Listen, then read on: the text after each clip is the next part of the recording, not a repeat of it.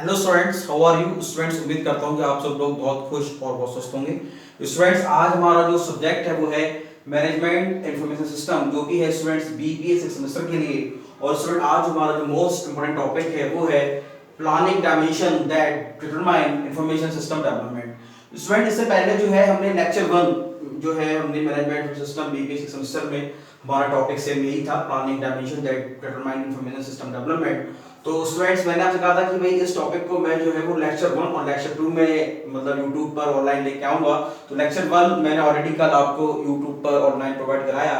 तो सर उसी के ही सीक्वेंस में ये हमारे लेक्चर 1 का ही पार्ट है जो कि रह गया था, और जो कि हम उसको लेक्चर 1 में हम कंप्लीट नहीं कर पाए थे, तो हम उसको जो है लेक्चर 2 यानी कि जब भी कभी स्टूडेंट ये टॉपिक जो है हमारा planning dimension that determine information system development, जब आप ये देखें तो लेक्चर 1 और लेक्चर 2 दोनों को कंबाइन करें, उसके बाद फिर आपका ये टॉपिक आपका कंप्लीट होगा। ठीक है स्टूडेंट्स, तो बाकी की जो हेडिंग रहेगी वो हम लेक्चर 2 में कंप्लीट करेंगे। लेक्चर 1 में हमने जो ऑलरेडी जो है हम हेडिंग्स वो सारी पूरी कर चुके थे। तो हमारा टॉपिक था planning dimension that determine information system development. Student देखिए, प्लानिंग एक बहुत ही इंपॉर्टेंट फेज है जो कि हमारा डीएसएस यानी कि डिजिटल सपोर्ट सिस्टम पे डिपेंड करता है, जिसको मैनेजर्स, बोर्ड ऑफ डायरेक्टर्स जो कंपनीज को होते हैं वो उसको हैंडल करते हैं। और ये काफी लॉन्ग टर्म और शॉर्ट टर्म दोनों ही टाइप की प्लानिंग का वो यूज करते हैं, ताकि वो अपने कंपनी के फ्यूचर को और अपने फ्यूचर को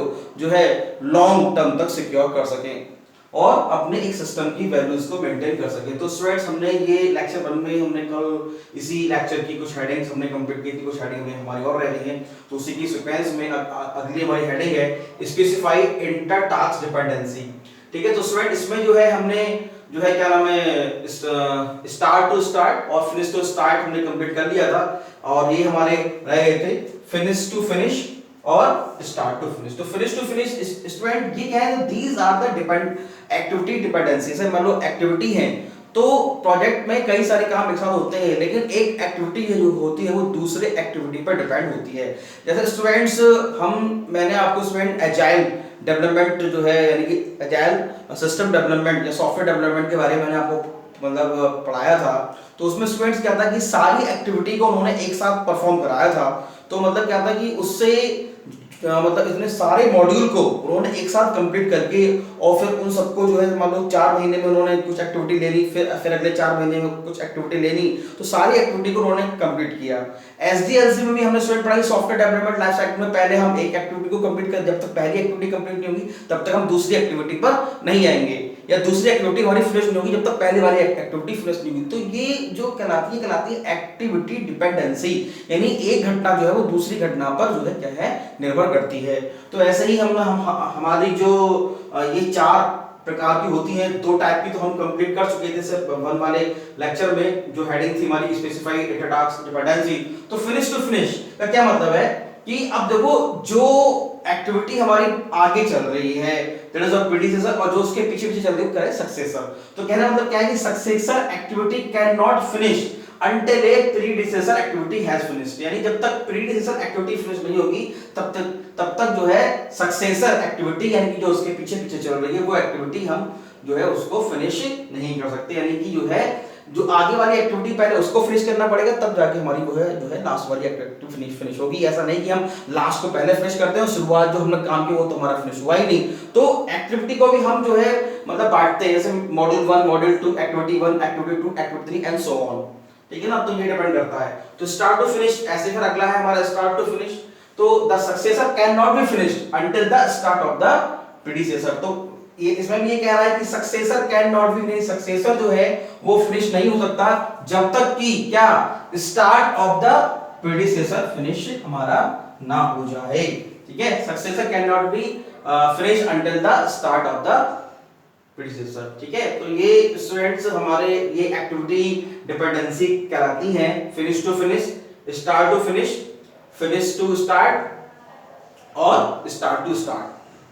ठीक है स्टूडेंट, तो 4 प्रकार की ये डिपेंडेंसी कहलाती है। कोई भी टास्क हो, कोई भी एक्टिविटी हो, उसको कंप्लीट करने के लिए हम जो है इन चारों रूल का 4 जो उसके रूल हैं उसको फॉलो करते हैं किसी भी एक्टिविटी को परफॉर्म होने के लिए। उसके बाद स्टूडेंट आज मतलब हमारी जो नेक्स्ट हेडिंग है वो है assign resources and create a resource plan.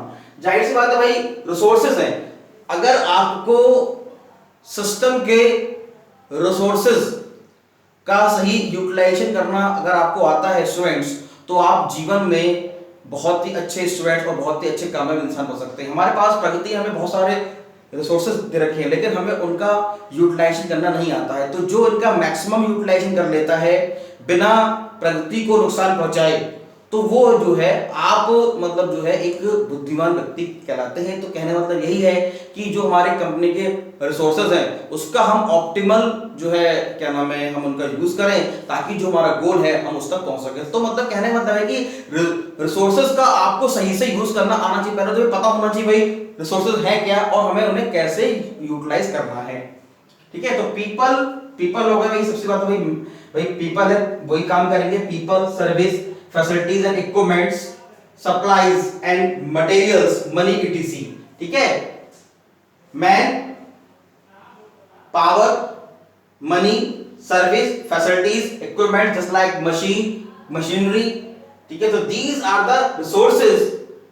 Project estimating and deploying human resources, क्या कर रहा है, project estimating and deploying human resource is a typical most important resource planning activity as people are the most expensive elements। ठीक है भाई, अब जाहिर सी बात है भाई हम क्या करेंगे, हम प्रोजेक्ट का एस्टिमेट करेंगे कि प्रोजेक्ट में कितना पैसा खर्च होगा, ह्यूमन रिसोर्स को डिप्लॉय करेंगे। जाहिर सी बात है कि भाई उसमें there are different types of worker who have a different type of skills to execute a system or activity। सो हमें जो है अलग अलग स्किल्स के अलग अलग जो है हमें ह्यूमंस को हायर करना पड़ेगा। तो ये एक बहुत ही बड़ा टिपिकल टास्क होता है कि भाई क्योंकि वो हमारे ह्यूमन जो है पीपल है, these are the most expensive elements और resources of an organization. Develop communication plan, अगला है हमारा डेवलप कम्युनिकेशन। क्या मतलब, द पर्पस ऑफ कम्युनिकेशन। अब देखो communication most important, formal informal communication, verbal communication, written communication. तो communication play a very important role in an organization. अगर communication सही से नहीं होगा, कम्युनिकेशन गैप्स होंगे, कम्युनिकेशन बैरियर्स होंगे, तो जाहिर सी बात है कि भाई क्योंकि हर एक काम कम्युनिकेट करने भी होता है, जब तक हम चीजों को अंडरस्टैंड नहीं करेंगे, आपस में अगर मतभेद होगा, लोग एक दूसरे से बात नहीं करेंगे, तो जो है हम जो है क्या नाम है चाहे कितना भी हम जो है सही रिसोर्सेज का यूटिलाइजेशन कर लें, लेकिन अगर हमारा कम्युनिकेशन गैप है डिपार्टमेंट्स में, तो जो है हम अपने ऑब्जेक्टिव को फुलफिल नहीं कर सकते। तो these are the most important. The purpose of communication plan is to assess, develop and implement an internal and external communication that will maximise performance and awareness company mission, vision and values. Most important. Okay, external और internal communication पे जो है अगर या possible, तो आपका जो performance है, अवेयरनेस है कंपनी के प्रति, मिशन है, विजन, उसकी वैल्यूज हैं, तो आप उसको अच्छे से हैंडल कर सकते हैं। अगला है determine project standard and procedures। Yes, this type of technology you have to use to develop project, just like SDLC, system development life cycle, agile method, waterfall model, case, computer as a software engineering tools। ठीक है ना, तो अगर आप in standard को follow कर रहे हैं, जैसे सपोज दैट हम स्टूडेंट ईआरपी पढ़ा था, एंटरप्राइज रिसोर्स प्लानिंग, एक ऐसा सॉफ्टवेयर, एक ऐसी टेक्निक जिसके द्वारा हम किसी भी कंपनीज के सारे डिपार्टमेंट्स को हम हैंडल कर सकते हैं। तो ये एक बहुत बड़ा इंपॉर्टेंट जो है वो प्रोसीजर्स स्टैंडर्ड हमें फॉलो करना चाहिए, तभी हम जो है एक अच्छा इंफॉर्मेशन सिस्टम डेवलप कर सकते हैं। तो ये प्लानिंग का बहुत बड़ा इंपॉर्टेंट डायमेंशन है। अगला है आइडेंटिफाई एंड असेसिंग रिस्क। अब जाहिर सी बात है भाई रिस्क भी आएंगे, भाई जब काम करेंगे तो भाई रिस्क भी आएंगे। तो risk might arise from the use of new technology और इनएक्सपीरियंस्ड टीम मेंबर्स।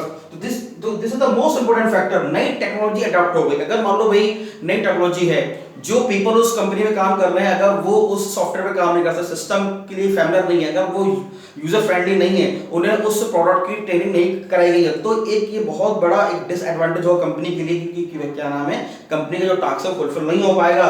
और इनएक्सपीरियंस टीम मेंबर्स, भाई उन्हें काम करने का एक्सपीरियंस नहीं है, जिस काम के वो हायर कर रहे हैं उन्हें वो काम आता ही नहीं है, तो जाहिर सी बात है ये इसकी भी हमें प्लानिंग करनी पड़ेगी, और हम इसमें फेल हो गए तो हमारा टास्क फुलफिल नहीं होगा और ऑब्जेक्टिव, हमारा गोल फुलफिल नहीं हो पाएगा। तो ये बहुत बड़ा रिस्क है। ठीक है, तो हमें जो है जैसे सपोज दैट भाई ईआरपी जब हम इंप्लीमेंट करते हैं, तो हमें क्या करना पड़ता है, ट्रेनर को हायर करना पड़ता है अपने एम्प्लॉयज को ट्रेनिंग देने के। तो this trainer which train our employ, there is very expensive training तो उनको हायर करने के लिए हमें भाई तुम्हें पैसा देना पड़ेगा ताकि वो हम अपने एम्प्लॉय को जो है क्या नाम है ट्रेन कर सके। लेकिन हम अगर ऑलरेडी उसी सॉफ्टवेयर पर काम कर हुए अगर एम्प्लॉय हम अगर हायर करते हैं तो हमारा ट्रेनिंग का पैसा भी बच जाएगा और हम जो है काफी अच्छा काम कर सकते हैं। तो ये जो है हमें सोचना पड़ेगा। Create preliminary budget, plan expenses and revenues associated with the project. Yes, हमें प्लान करना पड़ेगा कि भाई क्या एक्सपेंसेस है, क्या क्या मतलब हमारे रेवेन्यूज हैं, ठीक है, क्या बजट है भाई हमारी, क्या मतलब टोटल जो है वेल्थ हमारी कितनी है कि जिसके में हम कितना पैसा है, कितना हमारा हम कह सकते हैं कि भाई इतने पैसे में क्या हम अपना प्रोजेक्ट को कंप्लीट कर पाएंगे नहीं कर पाएंगे। तो हमें इसकी भी जो है प्रॉपर प्लानिंग करनी पड़ेगी, ठीक है। फिर है develop statement of work, most important, outline a description of all work that will be done and makes clear what the project will deliver. Yes, outline description of all work, जितना भी काम organisation में हो रहा है उसको आपको outline करना पड़ेगा, पेपर पे लेके आना पड़ेगा, उसका एक डॉक्यूमेंटेशन प्रॉपर बनानी पड़ेगी ताकि मतलब वो जो वर्क है, जो वर्क एग्जीक्यूट हुआ है वो उसको आप ठीक से एनालाइज कर सके। All work that will done makes clear what the project will deliver, कौन सा भी प्रोजेक्ट जो डिलीवर हुआ है, जो दिया है वो वाकई वही प्रोजेक्ट है जो हमने शुरू में एनालाइज किया था, जो हमने पहले हमने प्राइमरी रिक्वायरमेंट जो थी यूजर की उसको समझा, एनालाइज किया, डिजाइन किया, इंप्लीमेंट किया, पोस्ट इंप्लीमेंट किया और मेंटेनेंस किया। उसके बाद फिर हम क्या वो हम एक्सपेक्टेड या जो हम प्रोजेक्ट डिलीवर करना चाह रहे थे वही प्रोजेक्ट हमने किया डिलीवर, क्या वो हमारे जो क्या नाम है आउटपुट है वो यूजर के लिए कितने वैल्यूएबल हैं। तो ये बहुत बड़ा एक फैक्टर है, बहुत बड़ा एक डायमेंशन है डेवलप स्टेटमेंट ऑफ वर्क, ठीक है। आउटलाइन से description of all work that will be done makes it clear what the project will deliver.